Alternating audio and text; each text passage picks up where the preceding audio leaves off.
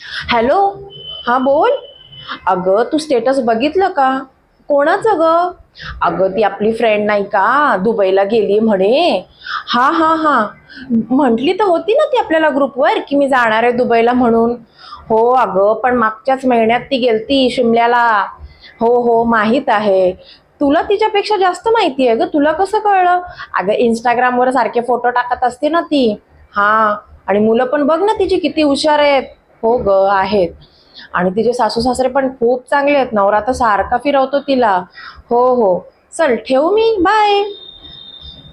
काही दिवसांपूर्वी मलाही असंच वाटायचं की अरे हा, हिचा नवरा किती चांगला आहे, हा तिला किती फिरवतो.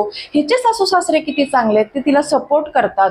मुलं बघा त्यांची किती हुशार आहेत. मग त्याच्यावरती उपाय म्हणून मी काय केलं माहितीये, जे आपले सोशल मीडियाचे ऍप आहेत त्याच्यावरती मी टाइम लिमिट लावलं. त्याच्यासाठी आपल्या मोबाईलमध्ये आहे डिजिटल वेलबिंग किंवा पॅरेंटल कंट्रोल म्हणून. तुम्ही प्रत्येक ॲपला त्याच्यावरती सेट करू शकता तुम्हाला किती मिनिट्स ते ॲप बघायचं. आणि त्याच्यामुळे माझ्यामध्ये खूप बदल झाला आणि माझी पॉझिटिव्ह थिंकिंग वाढली. आणि हे सोशल मीडियाचं जे निगेटिव्ह थिंकिंग आहे ते खूप कमी झालं. सो फोकस आपल्याकडे जे चांगलं काय आहे, आपल्या फॅमिली मेंबर्सकडे काय चांगलं आहे त्याच्यावरती फोकस करणं खूप इम्पॉर्टंट आहे, ना की दुसऱ्या फॅमिली मेंबर्स आणि दुसऱ्यांकडे काय आहे. Bye bye.